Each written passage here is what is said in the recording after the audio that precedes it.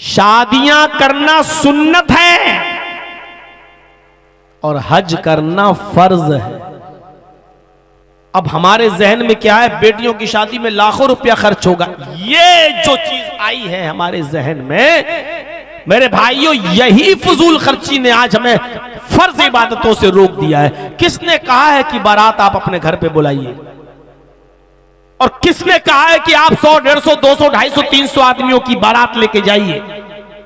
किसने कहा आपसे? ये इतने उलमा बैठे हैं स्टेज पर, और मैं 25 साल से तकरीबन इस एरिया में, कटिहार, बिहार, पूर्णिया, अररिया और ये सब इलाका में 25 साल से दौड़ रहा हूं, तकरीरें कर रहा हूं, और बार बार हर स्टेज पर हमारी बातों में ये सारी बातें आती हैं। आज तक तो कोई आलिम हमें बता नहीं सका कि बारात का सबूत फला फला हदीस में मौजूद है। कहां लिखा है कि लड़की वाला भी बारातियों को अच्छा से अच्छा खाना खिलाए और अच्छे से अच्छा पिलाए और अच्छे से अच्छा उनकी मेहमान नवाजी करे? कौन सी हदीस में लिखा है? कौन सा इस्लाम कहता है? अगर कोई आपको ये कहे कि मैं अपने लड़के की बारात लेकर आपके घर आ रहा हूं, आप कहिए आइए। अगर कोई कहता है कि 300 आदमी आएंगे साहब, आप कहिए 300 नहीं 400 लाइए। आप बेटी वाले हो, मैं आपको जो तजर्बा, जो बात बतला रहा हूं उसको गांठ बांध लो। और कोई है माँ का लाल जो उठे और कहे कि मौलवी जर्जीस ने कुरान और हदीस के खिलाफ ये बात कही है, उसको कहिए कि 300 नहीं 400 लाइए, 500 लाइए। और जब ये सब पहुंच जाएं, आप सबको सिर्फ एक एक गिलास पानी पिला के भगाइए,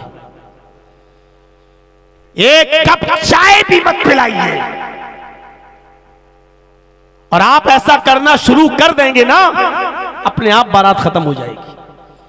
और जब वो कहें कि साहब आप क्या कर रहे हैं मेहमानों की, आप मेहमान हैं कहां?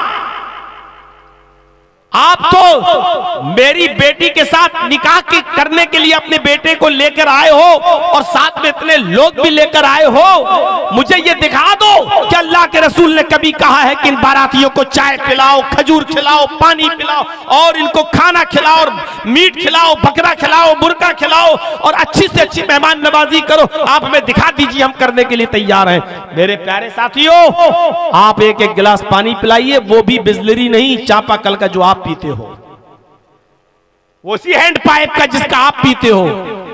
और कहो ठीक है आप निकाह करिए और ले जाइए हमारी बेटी को, हो गया। 500 नहीं 1000 आदमी को बुलाइए। आप लड़की वाले के घर जाकर 400-500 आदमी बैठकर बोझ बनोगे हैं? वो आदमी कर्ज लेकर बेचारा आपको खिलाएगा पिलाएगा और आपके पेट को ठूसेगा, भरो लो है। उस आदमी के ऊपर आप मुसीबत बनेंगे जो अपनी बेटी भी आपको दे रहा है।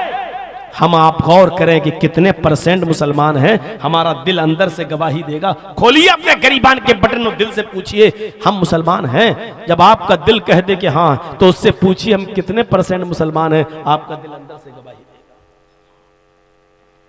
बहुत बड़ा काम कर रहे हैं आप माशाअल्लाह, एक मस्जिद की तामीर, एक मस्जिद की तौसी, बढ़ चढ़ के हिस्सा लिया है। लेकिन याद रखिए मस्जिद तो बन जाएगी, और आप थोड़ी बनाएंगे। जिसके नाम पर बन रही है, अल्लाह का घर है, वो इंतजाम कर देगा। आपको मस्जिद बनाने की फिक्र होनी चाहिए, लेकिन उससे ज्यादा फिक्र ये होनी चाहिए कि मस्जिद तो आलीशान बन जाएगी, मस्जिद में तो एसी लग जाएगा, लेकिन इस मस्जिद में नमाज पढ़ने वालों की मिकदार कितनी रहेगी, इस बात की फिक्र होनी चाहिए। अभी जर्जीस साहब का जलसा खत्म हो जाएगा 1:30 बजे के आसपास, तो मेरे भाइयों अब आप अपनी जिस मस्जिद में नमाज पढ़ते हो, फजर में देखिएगा इस जलसे के बाद आपकी मस्जिद कितनी भरती है। आज उठिएगा, मस्जिद में जाइएगा और मुशाहिदा करिएगा कि फजर के अंदर इस मस्जिद में कितने नमाजी आ रहे हैं। आपकी मस्जिद में आने वाले नमाजी ये बता देंगे कि आज का 24 फरवरी का ये जलसा जो आपके बबुला बोना में हो रहा है, ये कितने % कामयाब हुआ और कितना नाकाम हुआ। सुबह में फजर की नमाज में मस्जिद बता देगी कि आपका जलसा कितना कामयाब हुआ और कितना नाकाम हुआ। सुबह फजर की नमाज पढ़ने जाओ तो मस्जिद से सवाल कर लेना, आए मस्जिद बताओ आज की रात का जलसा कितना कामयाब हुआ। मस्जिद के नमाजी आपको बता देंगे कि कितना कामयाब हुआ। मस्जिद तो बना ली शब भर में ईमान की हरारत वालों ने, मन अपना पुराना पापी रहा बरसों में नमाजी बन न सके।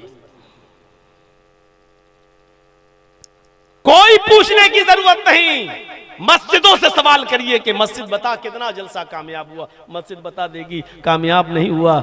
आधी रात 1 बजे 1:30 बजे 2 बजे जलसा खत्म कर दिया, जो लोग पढ़ते भी थे वो भी नहीं आए, नींद में सो गए हैं। आपकी मस्जिदें बता दें। ये जलसा फर्ज नहीं है, नमाज फर्ज है। जलसा आप नहीं भी कराते तो गुनाहगार नहीं होते, लेकिन फजर की नमाज में अगर आप मस्जिद में नहीं जा रहे हैं तो गुनाहगार हो रहे हैं।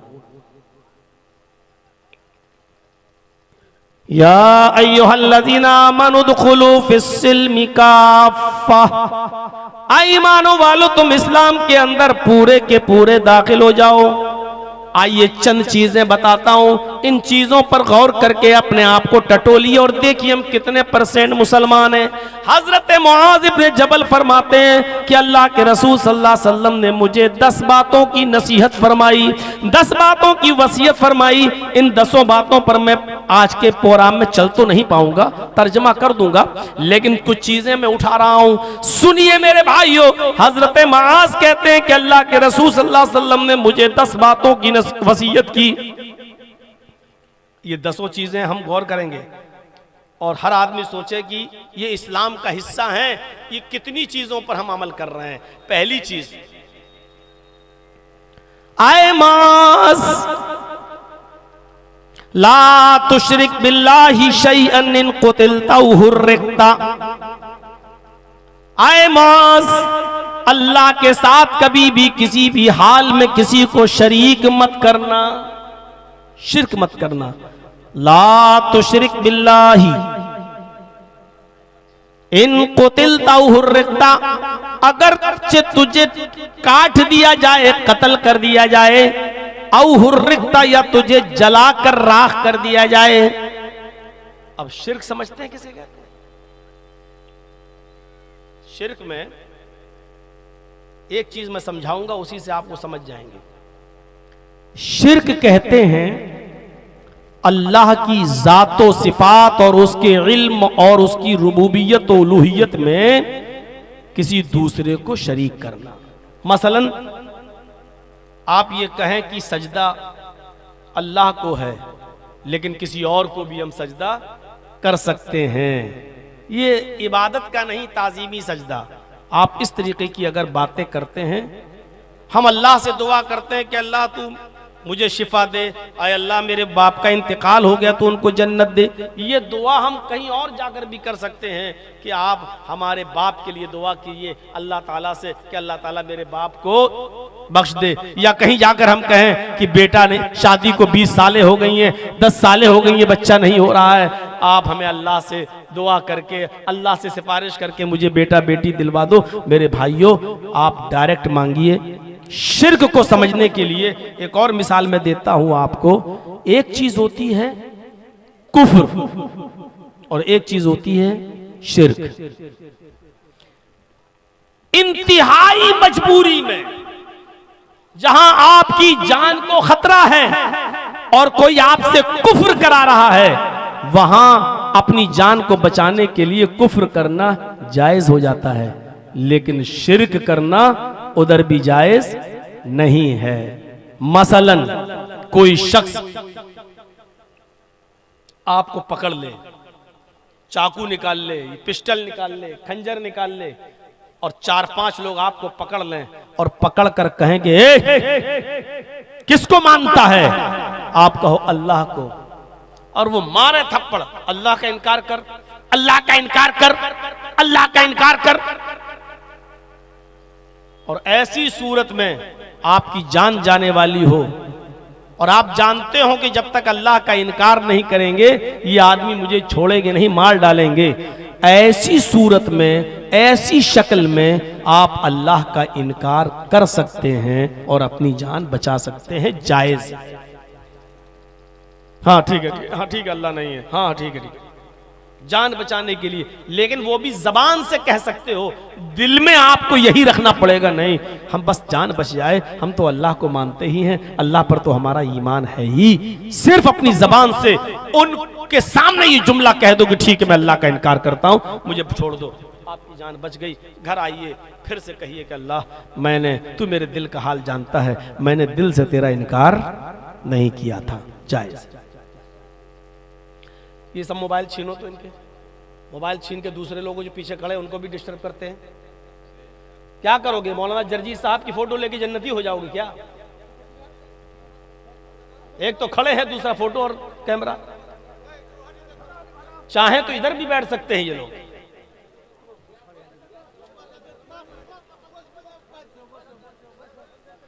भाई आप लोग जानते हैं कि मेरे नाम पर जब भीड़ हो जाती है तो उसी तरीके का इंतजाम करिए।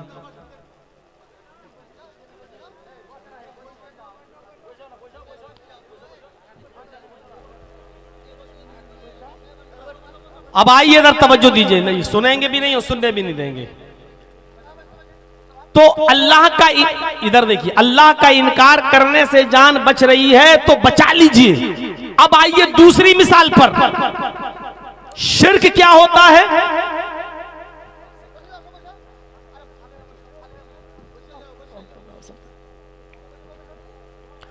अब शिर्क देखिए, वही 4-5 लोग आपको पकड़े हुए हैं, जबरदस्ती पकड़े हुए हैं, आपको मार भी रहे हैं और ये कह रहे हैं कि तू मुझे सजदा कर, मैं सरदार हूं इस कौम का, या ये मेरे सरदार हैं मेरे कौम के, इनको सजदा कर। जब तक तू इनको सजदा नहीं करेगा मैं तुझे नहीं छोड़ूंगा। अब देखिए, जब तक तू मुझे या मेरे सरदार को सजदा नहीं करेगा मैं नहीं छोड़ूंगा, कत्ल कर दूंगा, मार दूंगा। तो ऐसे मौके पर अपनी जान बचाने के लिए आप उसको या उसके सरदार को सजदा नहीं कर सकते हो। यहां जान जा रही है तो जाने दो, लेकिन आप किसी गैर के सामने सजदा नहीं कर सकते हो। सजदा कर लिया तो शिर्क हो गया। और यहां अल्लाह ने क्या कहा? अल्लाह के नबी ने ला तुश्रिक बिल्लाह, अल्लाह के साथ किसी को शरीक मत करना। इन कुतिलता औ हुर्रिता, अगरचे तुझे कत्ल कर दिया जाए या जला कर कोयला बना दिया जाए, राख कर दिया जाए, अपने जिस्म को राख करवा लेना, लेकिन किसी गैर के सामने सजदा नहीं करना। अल्लाह का इनकार करके जान बच रही है तो बचा लेना, लेकिन गैरुल्लाह को सजदा करके अगर जान बच रही है तो मत बचाना। अपने आप को कत्ल करवा लेना, अपने आप को मार ले, अगर वो टुकड़े टुकड़े करें और जलाएं तो जलवा लेना, लेकिन अल्लाह के अलावा किसी गैर के सामने सजदा ना करना। यही बात कह रहे हैं अल्लाह के नबी मुआज इब्न जबल से, आए मास ला तुशरिक बिल्लाहि शैयन इन कुतिलता औ हुर्रिता। आए मास, हालात किसी भी तरीके के हों, चाहे कितने नागुफ्ताबे हो, और तुमसे शिर्क कराया जा रहा हो, तो कभी भी किसी भी हाल में अल्लाह के साथ कुछ भी शिर्क शरीक मत करना। इन कुतिलता औ हुर्रिता, अगरचे कत्ल कर दिए जाओ या जला दिए जाओ। पहली चीज। दूसरी चीज पर आइए, हर मुसलमान गौर करे, शिर्क करता है कि नहीं करता है? बचो इन जुमलों से। कभी कभी हम लोग कह देते हैं ना, ओफो क्या डॉक्टर है यार, उस डॉक्टर ने मेरे बाप को बचा लिया। ओफो मेरा बेटा कितना बीमार था, उस डॉक्टर के पास दवा लेने गए, उस डॉक्टर ने मेरे बेटे को मरने से बचा लिया। निकल जाता है हमारे मुंह से, लेकिन बचो इन जुमलों से। एहतियात पर तो आपको यह कहना चाहिए, क्या शिफा दी है अल्लाह ने उस डॉक्टर के हाथ में, उसकी दवा में। एक खुराक कोई खाता है, अल्लाह उस डॉक्टर की दवा से शिफा दे देता है। अल्लाह ने उस डॉक्टर की दवा में ऐसी शिफा दी कि मेरे बाप बच गए, मेरा बेटा बच गया। ये जुमले बोलिए, जहां आपने ये बोल दिया क्या डॉक्टर है यार, उसने तो ऐसी दवा दी मेरे बाप को मरने से बचा लिया, मेरे बेटे को मरने से बचा लिया। अरे मेरे बेटा तो आखिरी सांसें ले रहा था, डॉक्टर क्या डॉक्टर है, उसने बचा लिया। कितना बड़ा गुनाह कर रहे हैं, अगरचे हमारे दिल में नहीं है, लेकिन शिर्क चींटी की चाल से ज्यादा बारीक है। हमारे घर में कुत्ता पला हुआ है, एक मिसाल दे रहा हूं, रात भर निगरानी करता है। चोर घुसने वाले थे, हमारे घर में डाका डालने वाले थे, कुत्ते ने भौंकना शुरू कर दिया, चोर भाग गए। आपने सुबह उठकर कह दिया ओफो, अगर घर में कुत्ता नहीं होता तो चोरी हो जाती। इसका मतलब ये हुआ कि कुत्ते ने चोरी बचाई। आपने कह दिया घर में कुत्ता नहीं होता तो चोरी हो जाती। आप ये कहो ओफो, अल्लाह ने इस कुत्ते की वजह से मेरे घर में चोरी बचवा दी। अगर मेरे घर में, हालांकि घर में कुत्ता नहीं पाला जा सकता है, लेकिन एक मिसाल मैं दे रहा हूं आपको। तो मेरे भाइयों, शिर्क चींटी की चाल से ज्यादा बारीक होता है। ला तुशरिक बिल्लाही इन शैअन इन कुतिलता हुर्रिकता, पहली चीज हो गई। दूसरी चीज पर आइए, क्योंकि एक चीज पर हम बोलने लगेंगे तो सारा टाइम इसी में चला जाएगा। आइए दूसरी चीज, हम और आप गौर करें कितना शिर्क कर रहे हैं। पूरे मुसलमान हैं कि नहीं, इस्लाम के अंदर पूरे के पूरे दाखिल हैं या नहीं। अब दूसरी चीज पर गौर कीजिए, मुआशरे का जबरदस्त हिस्सा है ये। वला तउक़न्न वालिदैक व इन मराकन तखरुज मिन अहलिक व मालिक, अपने माँ बाप की कभी भी नाफरमानी मत करना। वालिदैक में दोनों चीजें शामिल है, माँ भी और बाप भी। वला तउक़न्न वालिदैक, अपने माँ और बाप दोनों की कभी भी किसी भी हाल में नाफरमानी मत करना। आगे वाला जुमला सुनो, थोड़ा सा बुरा लगेगा, और जो लोग अपने माँ बाप से नाराज हैं उनको तो हकीकत में बुरा लगेगा। हो सकता है कि जलसे से उठ के भागने लगे कि मौलवी मेरी हमारे खिलाफ बोल रहा है। वला तउक़न्न वालिदैक, अपने माँ बाप की कभी नाफरमानी मत करना।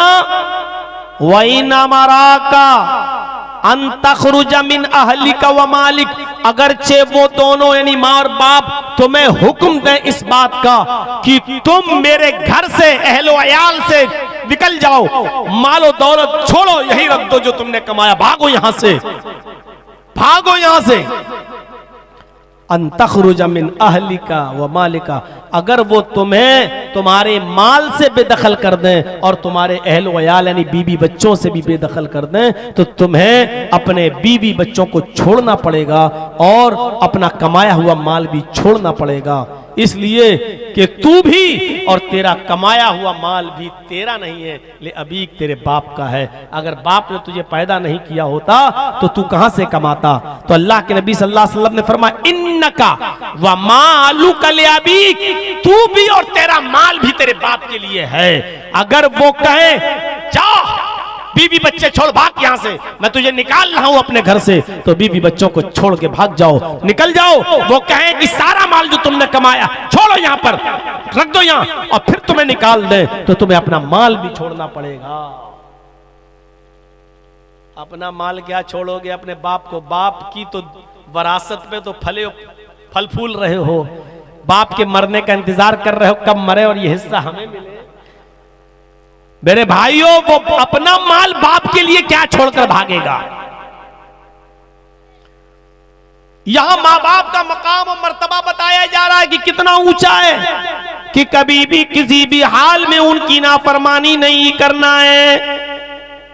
हजरत इब्राहिम अलैहिस्सलातु वस्सलाम अपने बेटे इस्माइल से मिलने गए बहुत दिनों के बाद। वो मुल्के शाम में थे, जब उनसे मिलने के लिए गए, दरवाजे को खटखटाया। इस्माइल अलैहिस्सलाम की बीवी ने दरवाजा खोला। इस्माइल की बीवी नहीं जानती थी कि ये मेरे शौहर के बाप हैं, यानी मेरे ससुर हैं, मालूम नहीं था उनको। और इब्राहिम अलैहिस्सलाम ये जानते थे, जब ये औरत ने दरवाजा खोला तो ये मेरे बेटे की बीवी ही होगी। पूछा, बेटी मुझे इस्माइल से मिलना है। बहू ने जवाब दिया बुजुर्गवार से कि इस्माइल तो घर पे है नहीं, वो तो जंगल की तरफ गए हुए, घर में खाने पीने को कुछ नहीं था, इसलिए शिकार करने के लिए गए।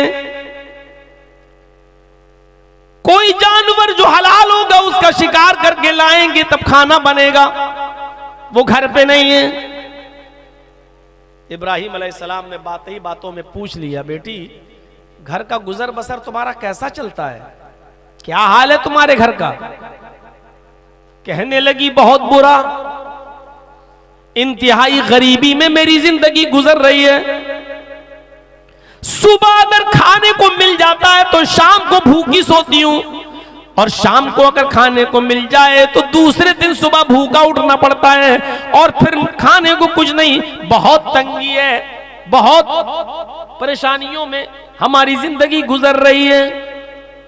इब्राहिम अलैहिस्सलातु वस्सलाम ने कहा ठीक है बेटी, अब मैं तो जा रहा हूं, आया तो था तुम्हारे शौहर से मिलने, लेकिन तुम्हारे शौहर तो मिले नहीं, अब मैं जा रहा हूं। जब तुम्हारे शौहर घर पे आ जाएं, ये नहीं कह रहे हैं कि मैं यानी मेरा तुम्हारा शौहर या मेरा बेटा घर पे आ जाए, ये नहीं कह रहे, बल्कि क्या कह रहे हैं, जब तुम्हारा शौहर घर पे आ जाए तो उससे कहना कि एक बूढ़ा आदमी आया था, एक बुजुर्ग आदमी आया था, वो तुम्हें सलाम कहकर गया है, और उसने ये भी मशवरा दिया है तुम्हारे घर की चौखट ठीक नहीं है, अपने घर की चौखट बदल दो।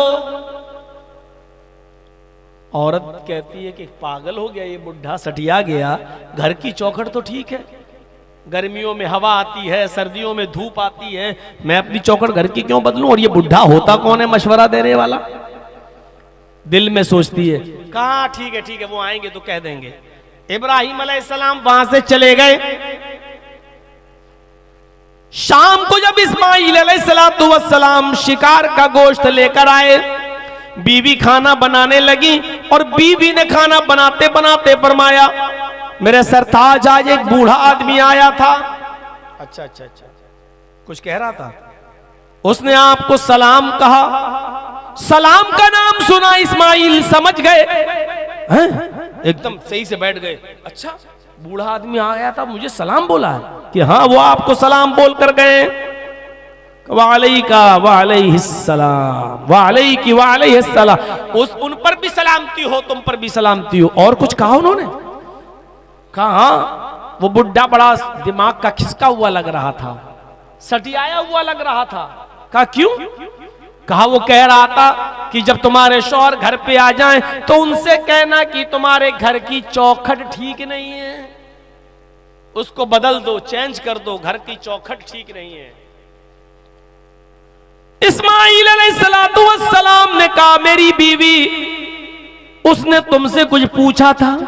कहा उसने पूछा था घर में गुजर बसर कैसी चल रही, जो हकीकत थी मैंने बता दिया। मैंने कह दिया कि अच्छी नहीं चल रही है, सुबह खा लो तो शाम को भूखा सोना पड़ता है, और शाम को खा लो तो सुबह भूखा उठना पड़ता है, फिर कुछ मिलता ही नहीं। बड़ी तंगी में, बहुत ही परेशानी में हमारी जिंदगी गुजर रही है। फरमाया, मेरी बीवी, वो बुजुर्ग बुढ़ा मेरा बाप था, तुम उसकी बहू, उसने मुझे सलाम कहा है, मैंने जवाब दे दिया है। उसने कहा घर की चौखट बदल दो, तो इस चौखट को बदलने की बात नहीं कही थी। उसने चौखट को बदलने का मतलब यह था कि तुम अल्लाह की नाफरमान बंदी हो, नाशुक्री बंदी हो। तुमने कहा घर की गुजर बसर अच्छी नहीं चल रही है, तुम्हें तो कहना चाहिए था कि अल्हम्दुलिल्लाह, अल्लाह का शुक्र है, उसने जिस हाल में भी रखा है हमारी जिंदगी बड़ी अच्छी गुजर रही है, अल्लाह ने जिस हाल में रखा है मैं खुश हूं। तुम्हें यह कहना था, लेकिन तुमने कहा बड़ी तंगी में गुजर रही है, तुमने अल्लाह की नाशुक्री की है, इसलिए मेरे बाप ने मुझे हुक्म दिया है अपने घर की चौखट बदल दो। इसका मतलब यह है कि मेरे बाप ये कह कर गए हैं कि अपनी बीवी बदल दो। ऐसी नाशुक्री और नाफरमान बीवी को तुम अपनी बीवी न रखो, इसको तलाक दे दो। ओ मेरी बीवी, मैं सब कुछ मान सकता हूं, लेकिन अपने बाप की नाफरमानी नहीं कर सकता। जा, मैं तुझे तलाक दे रहा हूं। बाप का हुक्म यह था। गुजर रही होगी लड़कों पर, अरे क्या बैठ के लेके बैठ गए मौलाना साहब, सब बाप का ही हक है, औलाद का कोई हक ही नहीं है। इब्राहिम अलैहिस्सलाम ने हुक्म दिया और बेटे ने उसको कर डाला। इस्माइल ने दूसरी शादी की, फिर कुछ अरसे के बाद इब्राहिम अलैहिस्सलाम दोबारा आए।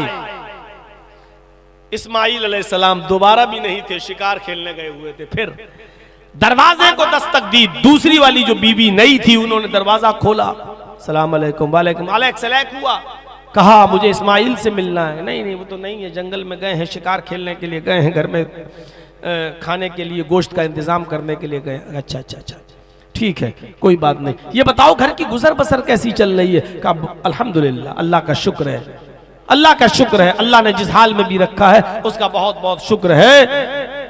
अल्लाह रब्बुल आलमीन भूखा उठाता जरूर है लेकिन भूखा सुलाता नहीं है। अल्लाह का शुक्र है कि वो हमको हर हाल में, मैं उसका शुक्रिया अदा करती हूं। ठीक, ये जाने लगे तो कहने लगे कि बेटी जब इस्माइल घर पे आ जाए तो कहना कि एक बूढ़ा आदमी आया था, उसने तुम्हें सलाम कहा है और यह भी कहा है कि घर की चौखट बहुत अच्छी है, इस चौखट की हिफाजत करना, इस चौखट को बचा के रखना, इस चौखट में कुछ करने की जरूरत नहीं, बहुत अच्छी है घर की चौखट तुम्हारी। जब इस्माइल अलैहिस्सलाम आए तो बीवी ने पूरी बात बताई। इस्माइल अलैहिस्सलाम ने अल्लाह का शुक्र अदा किया और कहा मेरी बीवी जानती हो वो कौन थे? वो मेरे बाप थे, सलाम करने वाला मेरा बाप, वो बूढ़ा आदमी मेरा बाप। और चौखट जानती हो? कहा नहीं। कहा वो तुम हो, मेरे बाप ने कहा है कि चौखट को सही रखना, यानी ये अच्छी चौखट है, इसका मतलब ये है कि तुमने अल्लाह ताला की नाफरमानी नहीं की है, अच्छी बात कही है। और मेरे बाप ने कहा है कि चौखट ठीक है, इस चौखट को बहाल रखना, मैं अपने बाप का हुक्म मानकर तुम्हें अपने पास रखूंगा, मैं तुम्हें छोड़ूंगा नहीं। मेरे भाइयों, इस वाक़े से अंदाजा लगाइए कि माँ बाप की कितनी फरमा बरदारी हुआ करती थी।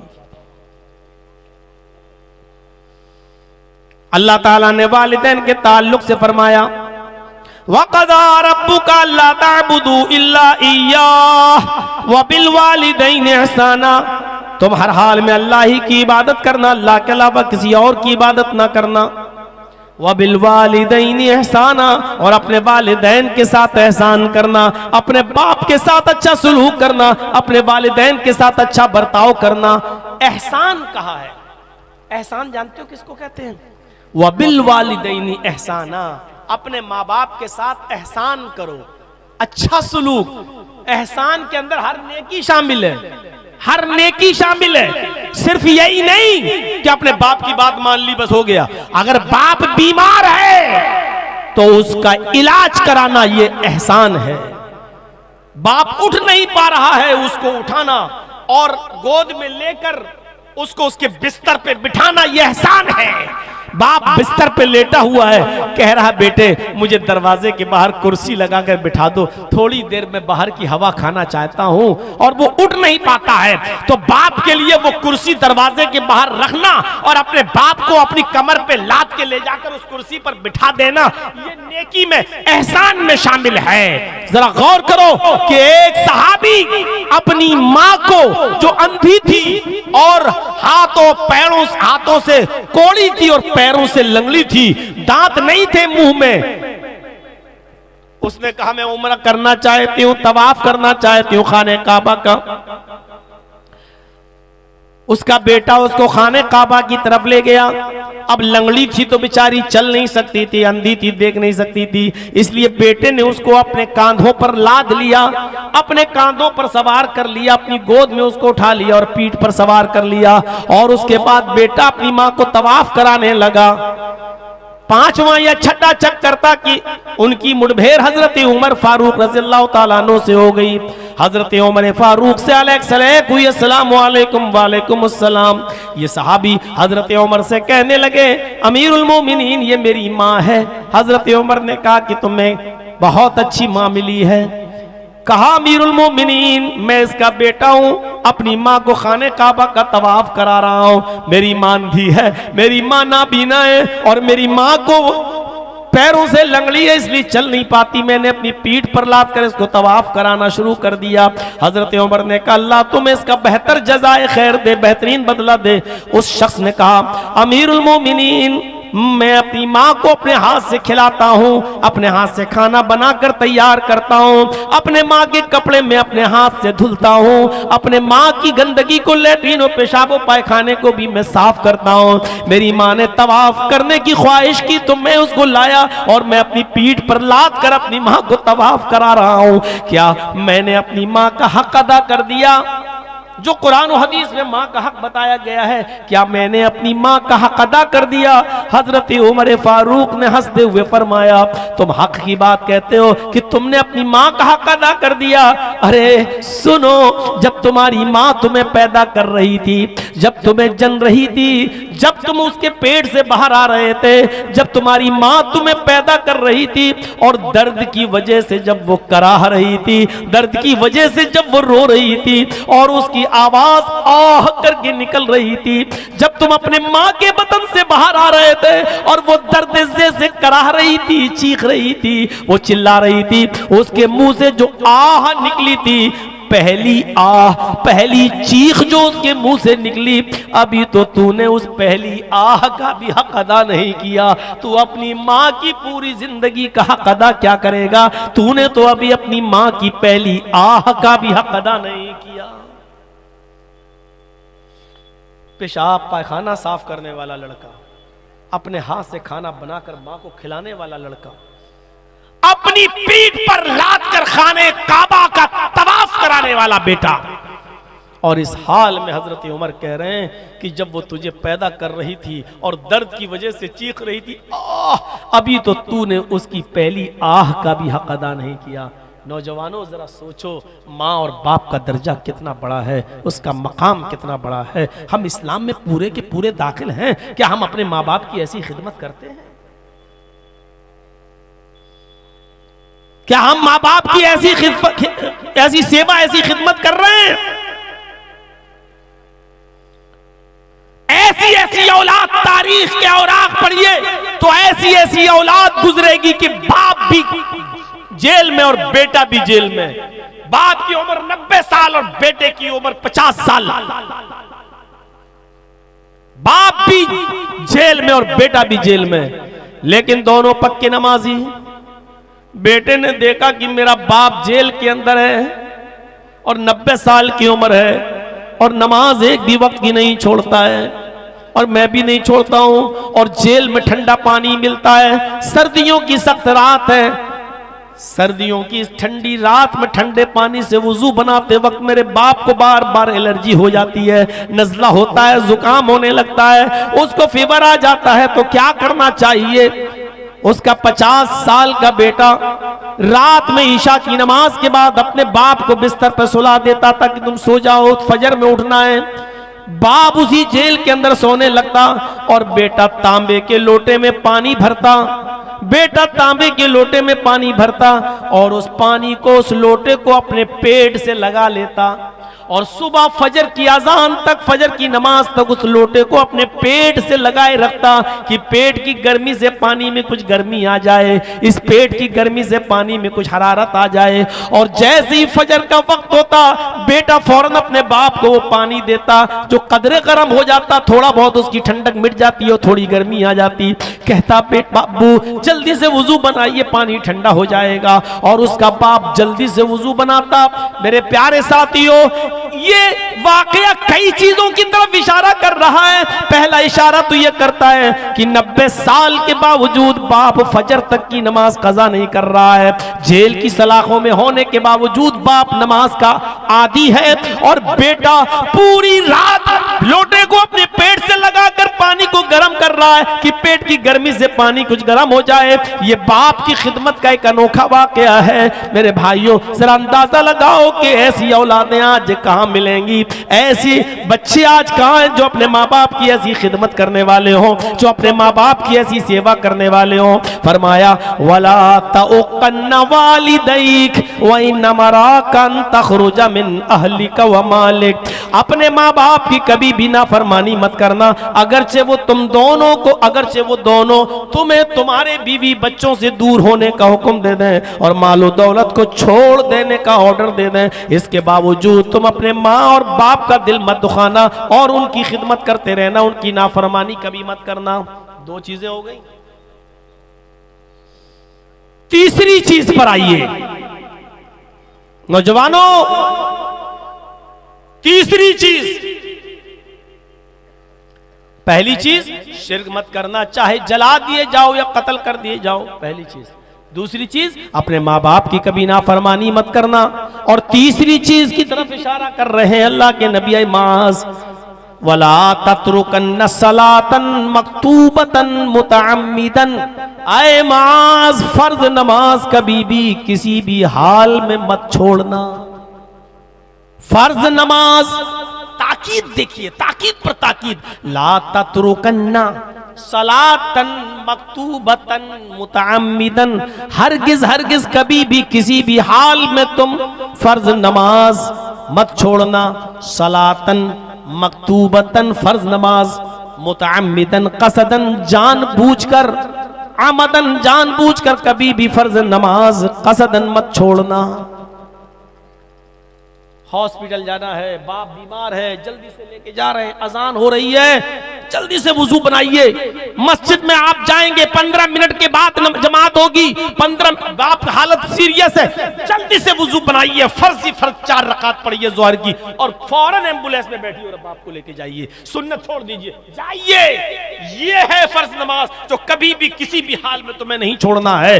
बाप बीमार, बेटा बीमार, लेकिन आप मस्जिद में जाएंगे देर लगेगी, फिर 15 मिनट जमात का इंतजार करेंगे देर लगेगी, इस हाल में बेटा सीरियस हो सकता है, आपको जल्दी लेके जाना है, ज्यादा बुरी कंडीशन है, फौरन घर में 4 रकात हल्की सी नमाज पढ़ लीजिए, इन्ना आतेना कल कौसर फसल ले रब्बिका वनहर नशाने का होल अब्तर, दूसरी रकात में कुल हुवल्लाहु अहद अल्लाहु समद लम यलिद, 4 रकात पढ़िए और फौरन अपनी औलाद को, अपने बेटे बाप माँ कोई भी बीमार हो उसको लेके जाइए। ऐसे मौके पर सुन्नत छोड़ दीजिए। ये है फर्ज नमाज को किसी भी हाल में न छोड़ने का मतलब है। ला तत्रुकन्न सलातन मक्तूबतन मुतअम्मिदन कसदन आमदन, जानबूझकर फर्ज नमाज मत छोड़ना। बाप हॉस्पिटल में एडमिट है या बेटा हॉस्पिटल में एडमिट है, अब ऐसी मजबूरी में आपको क्या करना है? 4 जोहर पढ़ लीजिए, उसी के साथ 4 असर पढ़ लीजिए, पता नहीं असर में मुझे कहां जाना पड़े, बेटे का चेकअप कराना पड़े, ये कराना पड़े, तो आप जोहर के साथ असर मिला लीजिए या जोहर को थोड़ा लेट कर दीजिए और असर को थोड़ा पहले कर लीजिए और दोनों नमाजें एक साथ पढ़ लीजिए। मगरिब और इशा भी आप ऐसे ही कर सकते हैं कि मगरिब के साथ इशा पढ़ लीजिए। आप पढ़ना है लेकिन जो किसी भी कंडीशन में छोड़ी नहीं जा सकती है। फरमाया ला तत्रुकन्न सलातन मक्तूबतन मुतअम्मिदन, फर्ज नमाज को नमाज कभी भी किसी भी हाल में तुम्हें तर्क नहीं करना है, छोड़ना नहीं है, कसदन जानबूझकर। अगर छोड़ दोगे तो क्या होगा? फ़इन्न मन तरका सलातन मक्तूबतन मुतअम्मिदन फ़क़द बरियत मिन्हु ज़िम्मतुल्लाह, जो शख्स फर्ज नमाज को कसदन आमदन जानबूझकर छोड़ देता है, टाइम है लेकिन नहीं पढ़ रहा है, अजान हो रही है, रुक जाओ, इंडिया पाकिस्तान का मैच आ रहा है, आखिरी ओवर रह गया है, आखिरी ओवर देख ले तब जाएंगे, वो ओवर देखा तब तक मस्जिद में गया, जमात हो चुकी है। इसको कहते हैं आमदन और जानबूझकर छोड़ना। आमदन और कसदन जानबूझकर छोड़ना इसको कहते हैं। आप दुकान पर बैठे हैं, अजान की आवाज हो रही है, अब बेटे को फोन कर रहे, बेटे जल्दी आओ, तुम बैठो दुकान पे, मैं नमाज पढ़ने जाऊंगा।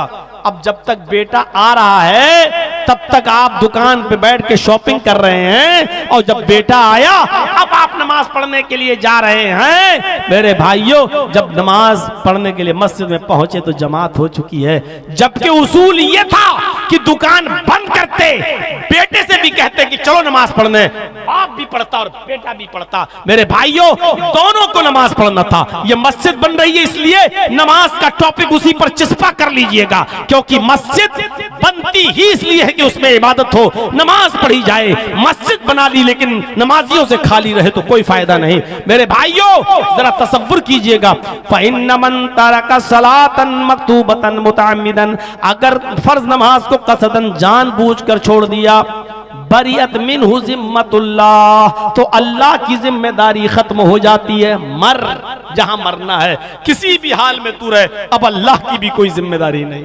फकत बरियत मिन्हु जिम्मतुल्लाह, अल्लाह की भी जिम्मेदारी खत्म हो जाती है। एक जगह अल्लाह ताला ने कुरान में फरमाया, वमन अअरज़ा अन ज़िक्री फ़इन्न लहू मईशतन ज़न्का, मेरे जिक्र से एराज करोगे तो फ़इन्न लहू मईशतन ज़न्का, हम तुम्हारी रोजी को तंग कर देंगे, तुम्हारी रोजी को बंद नहीं कहा, तंग कर देंगे।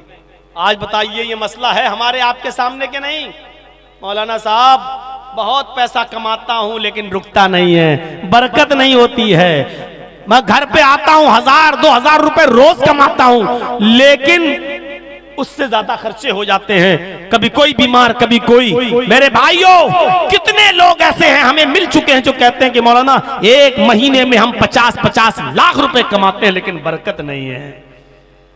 गौर करें, वो ऐसा तो नहीं कि वो नमाजें तर्क करते हैं, क्योंकि जिक्र से मुराद यहां नमाज है। और अल्लाह ने कहा मन आरज़ा अन ज़िक्री, जिसने मेरे जिक्र से एराज किया, फ़इन्न लहू मईशतन ज़न्का, हम उसकी रोजी को तंग कर देंगे, हम उसकी रोजी को टाइट कर देंगे। वो कमाएगा लेकिन बचेगा नहीं, वो कमाएगा लेकिन उससे ज्यादा उसके अपने घर के बच्चे और बीवी की बीमारी में खर्च कर देगा। वो कमाएगा 2000, खर्चा होगा उसके घर का 5000, हम उसके खर्चे को बढ़ा देंगे, हम उसकी रोजी को तंग कर देंगे। ये अल्लाह ने कहा है। नमाज छोड़ने वालों, तुम्हें किसी मौलवी से ताबीज, गंडा और घर की बरकतों के लिए कोई दुआ पूछने की जरूरत नहीं है। तुम्हारे लिए सबसे बड़ी दुआ और सबसे बड़ा ताबीज यह है कि तुम नमाज पढ़ना शुरू कर दो। नमाज पढ़ना शुरू कर दोगे, घर में खैर बरकत के दरवाजे खुल जाएंगे। नमाज नहीं पढ़ोगे, अल्लाह ने यह नहीं कहा रोजी बंद कर देंगे। फ़इन्न लहू मई, क्या कहा? फ़इन्न लहू मईशतन ज़न्का, जो मेरे जिक्र से एराज करेगा।